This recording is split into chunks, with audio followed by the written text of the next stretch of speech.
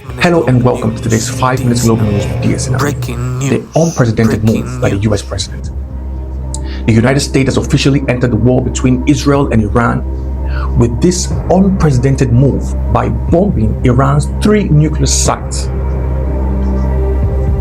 This is the whole trick in the book. After the World War III, there have been a new carved book of how the global norm should be. Now let's watch. Our objective was the destruction of Iran's nuclear enrichment capacity and a stop to the nuclear threat posed by the world's #1 state sponsor of terror. Tonight I can report to the world that the strikes were a spectacular military success. Iran's key nuclear enrichment facilities have been completely and totally obliterated. Iran, the bully of the Middle East, must now make peace. If they do not, future attacks will be far greater and a lot easier. Now note, I want you all to listen very carefully and note this. This war isn't about Israel saying that Iran is a bad neighbor who's trying to build a nuclear bomb or an atomic bomb to destroy them. No. This has always been a pattern of global imperialism. And the whole idea of control, it's about control. Because one of the reasons why European nations have not invaded Russia is because of their nukes. And we all know Russia has the highest amount of nukes in the world. One of the reasons why the US and Europe has not combined effort to invade Russia or China is because of their nukes. So in the other hand, nukes are the only thing you can use in the current time to protect yourself and your sovereignty. So the reason why countries are afraid to invade Israel is because of their nukes. Now, Israel does not want Iran to have nukes. Okay, now, this rule, if you behave, you get a piece of the pie. But if you disobey the rule, what happens? You get invaded. Your country will be labeled as a terrorist country. And perhaps your leader targeted and killed, just like they did to Gaddafi, Iraq, now Iran. Now Iran. So when African countries come up tomorrow to say, okay, we want to build nukes to protect our continent, now we would be a terrorist state. Remember, we are not now. Now, who is sponsoring these terrorist killings in Africa? We all know them. It's European countries. They're the ones sponsoring these things. Now, when Africans come together to join hands together and say, okay, we want to build a protective shield, that's when they'll label us as a terrorist. And what is going on? Now, a few days ago, I think 2 days ago, the former president of the United States, Obama, had a discussion where he spoke about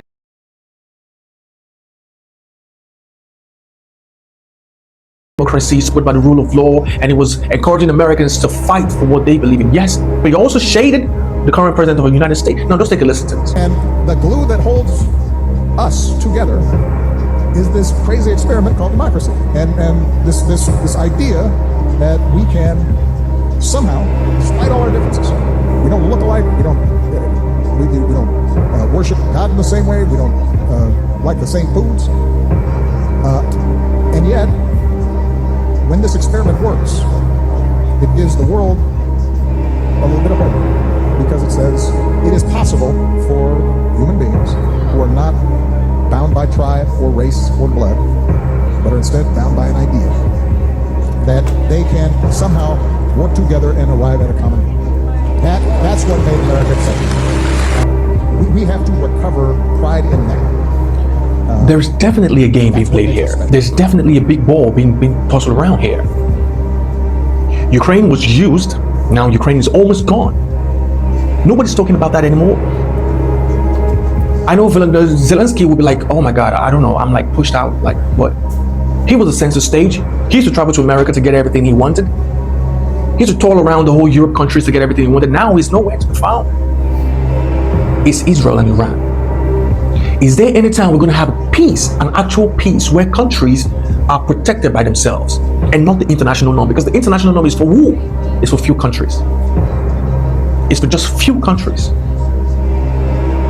And if you behave, like I said, you have a piece of a pie. But if you don't, now you will be labeled as a terrorist country, a terrorist state. Now there have been, the Israel president Netanyahu has been talking about targeting the supreme leader of Iran. And guess who came out to say, now, if you do that, you're going to open the Pandora's box? The Russian president. He came out to condemn that initiative, that idea. But trust me, that can still work. And nothing's going to happen. Now listen to what the Russian president had to say. He said the US should not involve themselves militarily in the war between Israel and Iran. But that just changed. That just changed. Now this is breaking news. The US just struck Iran's 3 nuclear sites.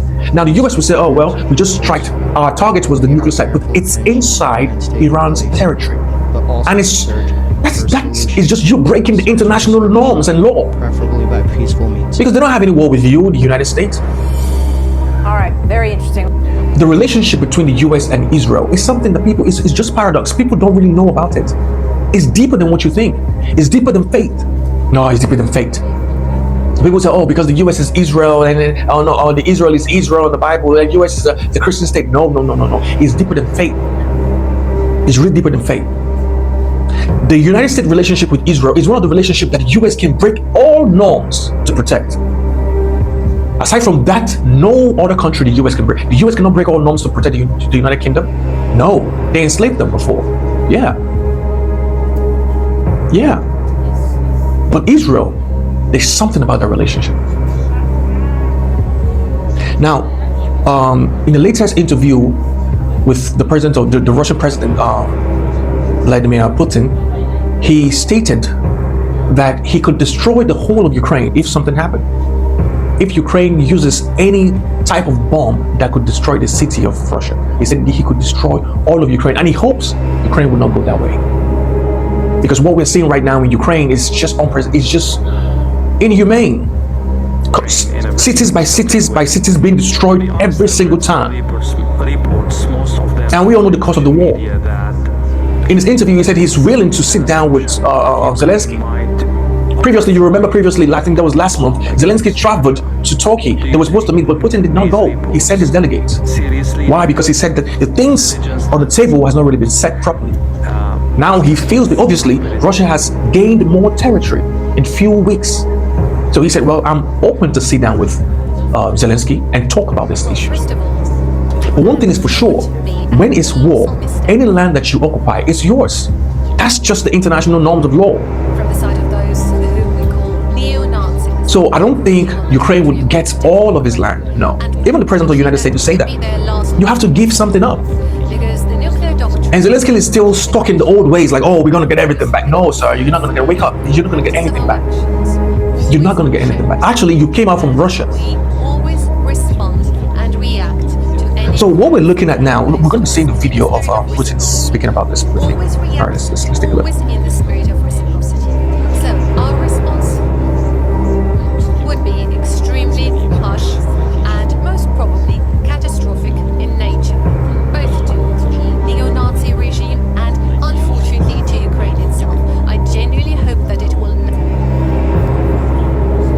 No, thank God we do not have any evidence of such intentions. But we proceed. Now, Very easily. let's end this segment with this important note. To what I've been talking about. United States citizens and its affairs in the Middle East is now an official target.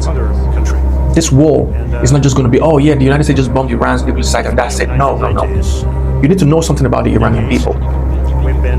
When they're focused to something, they do it. They do it. This has become a global norm because the Russian Federation is going to be involved. China is going to be involved. Yes, Iran has partners as well. Just as Israel has partners with the United States and Europe, Iran also have partners that are willing to step in to change the norm. Now, this, you would say Russia and Ukraine started this war. Now we're looking at Iran and Israel, but it's not going to stop like that. That's how global war starts. One country is going to kick up the whole norms or trigger, and later on, other countries come. Now, the idea behind this would now be, now watch this, the idea would now be to change the global norms of the world, the global order of the world. The idea would be to change it or to balance it, because it's not balanced. China would want to step in, either to say, oh, I want to mediate in this war, I want to be involved in this war because Iran is my partner, and we have interest in Iran. Russia would step in to say, okay, the same thing. The United States would step in officially to say, oh, okay, Israel is our partner, we have interest in Middle East. And I don't know about the Arab countries or the Muslim states, but they will step in to support because they have. Remember, there's a bad blood locking for a long time between Israel and all the Muslim countries. This is an opportunity. Remember, a few days ago, I think yesterday, the Iranian delegates traveled around the Muslim countries to have a meeting. Guess what they were talking about? How they could seize this opportunity to level the playground. I want to tell everybody watching this, stay safe and stay careful. Because in a snap of a finger, everything can go south. Every single thing can go south. The peace you have right now can be gone in a minute. The peace in Europe that you think you're traveling to Europe can be gone in a minute. All of Europe and most of the Europe countries have nuclear weapons. The peace you have in the Middle East can be gone in a minute. The Middle East is rising so fast to become one of the world's richest and biggest countries. Infrastructure is being built. Idea is being launched. But that peace and that ideas can be gone in a minute. When it starts, this war is going to be bled officially and deeply, so the level ground can be, so the playground can be leveled. So if you're watching this, you got to stay careful, stay vigilant, and we hope for the best. God bless you. And I remain your host, DS. And don't forget to follow us on all social media, mostly our YouTube channels. You want to have a full clip of these videos, you're going to be going to our YouTube channels to see it. DS Nnamdi Network and all our social media handle. God bless you. Stay blessed.